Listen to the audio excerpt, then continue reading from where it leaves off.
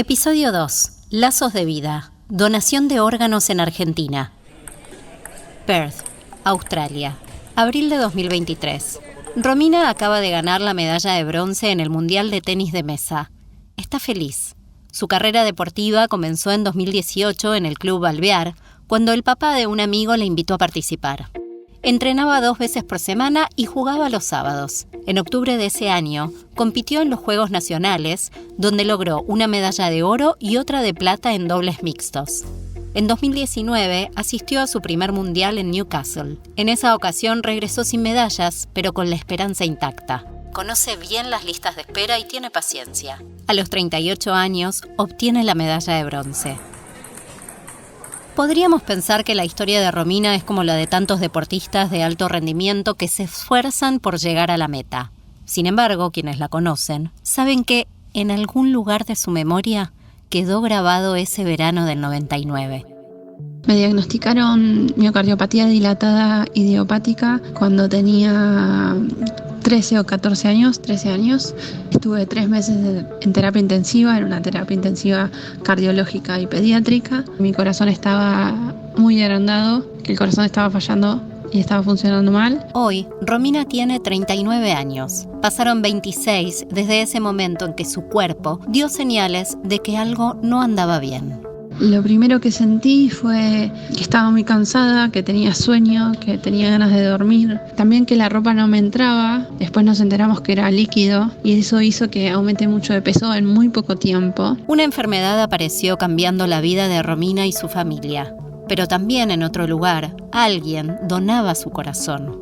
Esta coincidencia en el tiempo le dio a Romina la posibilidad de volver a la vida. Esto es Diarios de Bioética, un podcast del Distrito Quinto del Colegio de Médicos de la Provincia de Buenos Aires. Primera historia. Mi corazón se vuelve delator.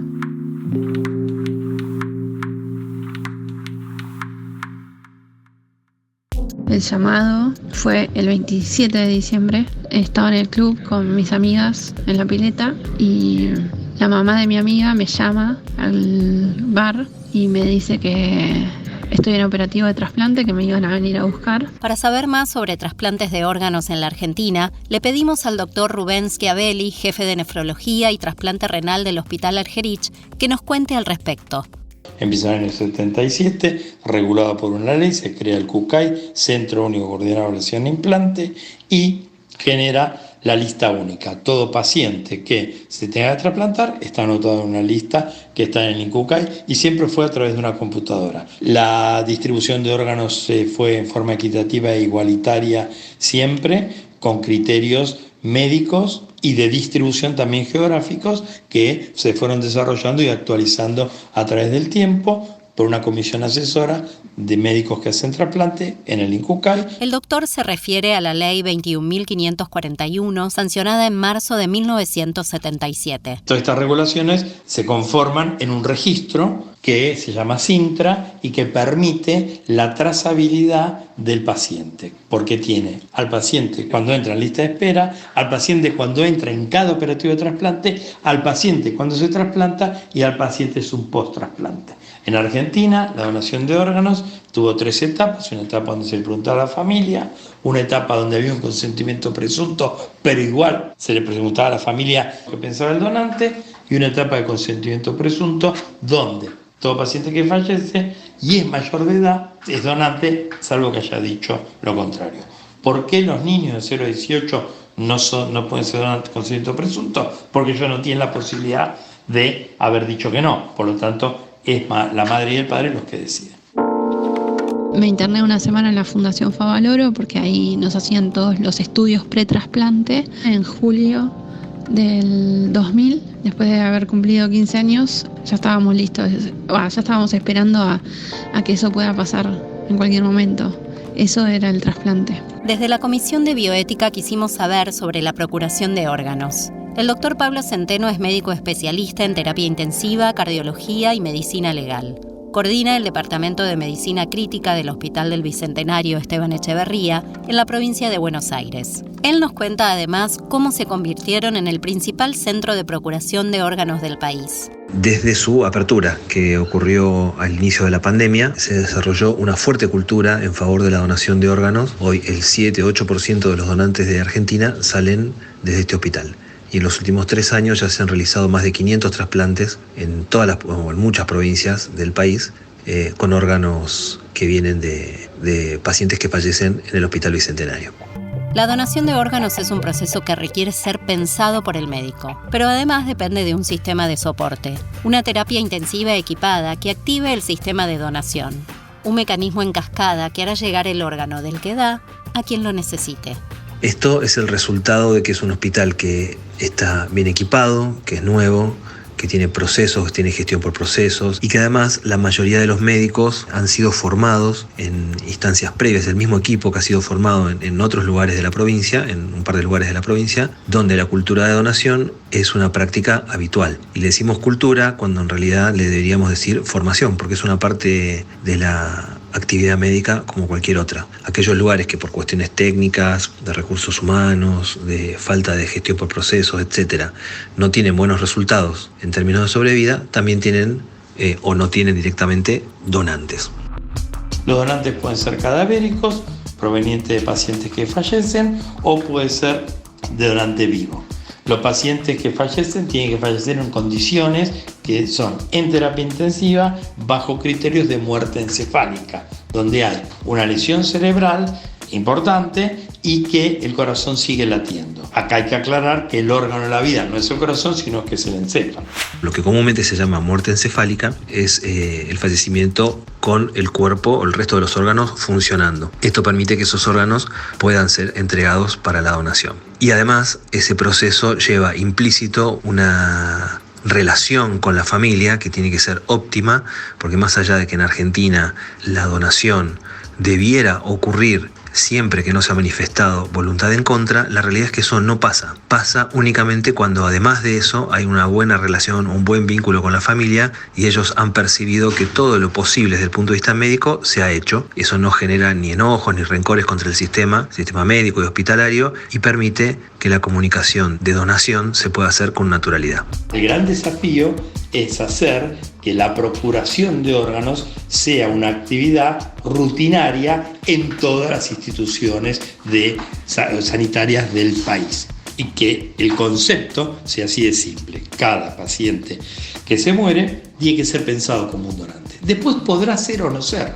¿Por qué? Y porque a veces hay contraindicaciones para ser donante. Por edad, por enfermedades, por infecciones. Pero si uno tiene ese concepto primario de que todo muerto es un donante, bueno, es más fácil porque ahí va a ir decayendo la cantidad posible de donantes por las condiciones lógicas de cada uno de los pacientes. En Argentina, el 70-80% de los donantes provienen de hospitales del sistema público y la mayoría se trasplantan en hospitales del sistema privado. Eso tiene algunas explicaciones que son razonables y otras que obviamente no. Entre las explicaciones razonables son que la mayoría de la patología de urgencia, en términos de trauma o ACVs o patología cerebrovascular aguda, que genera que la persona entre en coma rápidamente, etc., en general se atiende en las guardias de los hospitales públicos y eventualmente luego se derivan. Cuando la muerte ocurre en esas circunstancias de la atención inicial, suele ocurrir a nivel de los hospitales públicos. Lo mismo pasa con el trauma, ¿no? Y en los centros privados existe en general más desarrollo de sistemas complejos en el área quirúrgica y eso permite que se realicen más trasplantes de lo que pasa en el sistema público. Pero también está claro de que hay una asimetría en cómo encaramos los médicos el trabajo y nuestras obligaciones en ambos lugares. No creo que tenga mucho que ver con la población que se atiende, sí con cómo el personal de salud percibe que tiene que enfrentar en el buen sentido de la palabra, a las familias de los pacientes que fallecen. Muchas veces el nivel de confianza o de aceptación a nivel de los hospitales públicos contrasta con un nivel de cierto respeto, que no es respeto, yo diría que es más bien un temor a la reacción o a las capacidades o lo que ocurre después del enojo de las familias en los niveles privados. Romina había recibido un corazón. La vida continuaba. Pero el post-trasplante es maravilloso. Obvio que tenemos los cuidados de tomar la medicación todos los días y de hacer actividad física y algunos cuidados, pero son los cuidados que todas las personas deberían hacer: comer sano, hacer actividad física, no fumar, no tomar alcohol. Entonces es como una vida sana que todas las personas deberíamos llevar. La vida que construyó dejaba atrás las huellas de una enfermedad, los días de limitaciones y cuidados. El trasplante había sido exitoso. Yo terminé el colegio en tiempo y forma, empecé la facultad, fui mamá de Cata a los 12 años de mi trasplante. Me recibí de abogada, empecé a trabajar y bueno, hoy después de 23 años estoy terminando de escribir mi tesis. Mi tesis es sobre calidad de vida en personas que recibieron un trasplante. Hago deporte, participo de los Juegos Nacionales de Deportistas Trasplantados. Hago una vida plena, feliz, llena de agradecimiento. Argentina, 19 de diciembre de 2001. Hacía años que el país venía en recesión y la pobreza cada vez aumentaba más a la par del desempleo. En pleno gobierno del presidente Fernando de la Rúa, se tomaron decisiones que fueron en contra de su famoso eslogan "Conmigo un peso, un dólar". Alejado de eso por completo, el 1 de diciembre se decretó el corralito, que en otras palabras fue una imposición para retener los depósitos bancarios. Hubo huelgas generales que no solo agrupaban a los sindicatos, sino también a una amplia diversidad de personas y clases sociales. A la par, los estallidos sociales a lo largo y ancho del país se hicieron notar, sobre todo en los saqueos a los comercios. Luego de las protestas, el presidente salió en cadena nacional para imponer por decreto el estado de sitio. La historia que vamos a escuchar se sitúa en aquellos días turbulentos de nuestro país. El protagonista ya no está con nosotros, pero su mamá, Silvia, da su voz para contar la historia de su hijo, Maximiliano Tasca. Soy Silvia Irigaray. Los últimos días de 2001, Argentina entra en ebullición, saqueos, movilizaciones y en mi barrio de Floresta, jóvenes, amigos, se sentaron a mirar las noticias en la tele. Ya iban 36 muertos en ese momento. Esa violencia también llegó a mi barrio y un policía ingresó a un maxi kiosco de una estación de servicio y allí escucha las palabras de Maxi y de los amigos, y él saca el arma y les dispara. En ese momento lo que yo sentí es que en un instante nos toma desprevenidos a todos, a Maxi, a nosotros como familia, y nos atravesó la catástrofe, un derrumbe en nuestras vidas. La masacre de Floresta fue una matanza a quemarropa. El policía Juan de Dios Velastiqui mató a 3 jóvenes en un minimercado de una estación de servicio porque no le gustaba lo que decían. Silvia es la mamá de uno de esos chicos, una mujer que supo atravesar el dolor honrando la memoria de su hijo. Segunda historia. El ave fénix renace entre las balas. Unos años antes se había registrado como posible donante algún día de sus órganos y tejidos. Fue a los 18 y él me cuenta y me dice: hoy me gané 2 abrazos y muchos besos porque hice algo que vos nos inculcaste a Pablo, mi otro hijo, y a mí. Nunca imaginé que yo iba a cumplir este pedido de Maxi. La comunicación de muerte y donación suele erróneamente asociarse o interpretarse como lo mismo. Y son 2 situaciones absolutamente distintas y debería ser conducida por el médico con la familia del paciente que muere, teniendo en cuenta eso. Es claramente uno de los momentos más complejos para nosotros los médicos, encarar a una familia, darle la noticia de la muerte. Una vez que la persona falleció, es muy importante acompañar ese proceso, cosa que solemos no hacer porque es muy difícil, pero debemos acompañar un proceso que a veces lleva algunas horas y a veces incluso días, en algunos casos hasta toda la vida, ¿no? Los duelos pueden ser hasta toda la vida, pero hay algunos pasos que deben ocurrir, algunos procesos iniciales que deben ocurrir antes de hablar de la donación. El momento de la comunicación de donación requiere que sea hecho con sumo profesionalismo por la persona que lo haga, y lamentablemente la educación médica en particular no suele incluir la comunicación de malas noticias, mucho menos de la donación. Entonces muchas veces se cometen errores